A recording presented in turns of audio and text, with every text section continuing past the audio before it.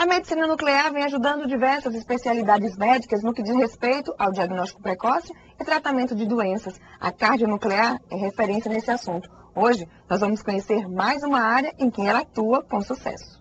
A demência é um padrão de declínio mental causada por diferentes condições. De acordo com o médico nuclear Robson Macedo, a doença acontece quando as células nervosas do cérebro começam a se degenerar. Demência é uma síndrome clínica caracterizada por um déficit da função cerebral, resultando em alterações do comportamento, e dificuldades nos afazeres do dia a dia, nas atividades do dia a dia, por exemplo.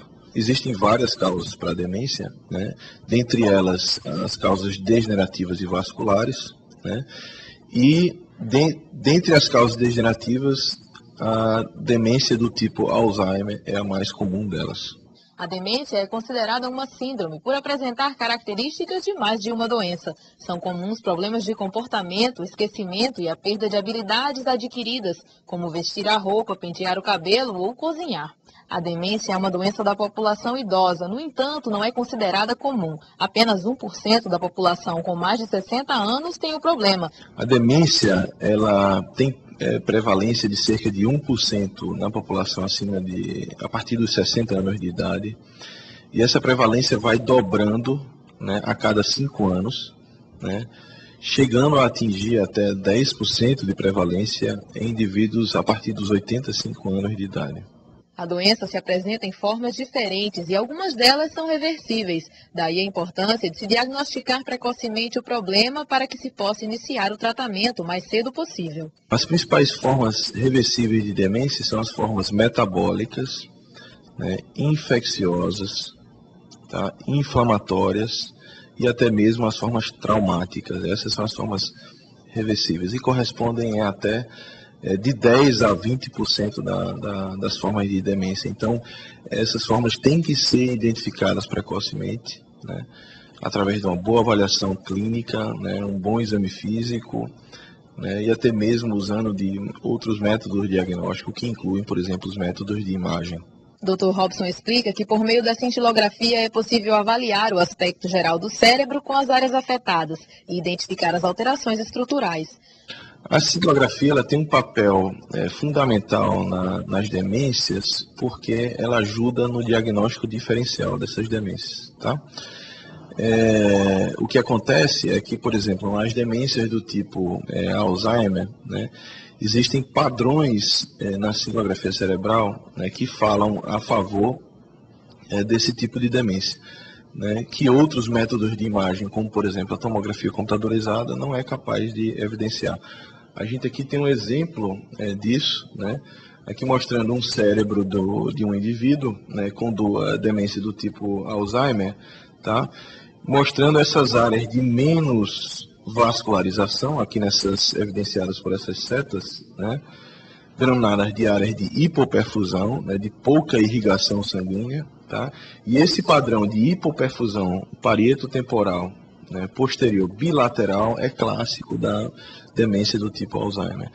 E exames como esse, utilizando essa técnica de espectro cerebral, são bastante sensíveis e específicos para esse tipo de demência, que muitas vezes não são evidenciadas por outros métodos. Existe um outro tipo de demência, que é a segunda causa de demência, que é a demência do tipo multiinfarto, que a cintilografia também é capaz de mostrar. Mais uma vez, estamos diante de um paciente com demência, que se submeteu a uma tomografia do crânio, que não evidenciou alterações significativas, e a cintilografia cerebral, através da técnica do espectro cerebral, conseguiu demonstrar múltiplas áreas, como aqui demonstradas, nessas setas, múltiplas áreas de baixa irrigação sanguínea cerebral, traduzidas como áreas de hipoperfusão cerebral, caracterizando então um padrão clássico através da cintilografia cerebral de demência do tipo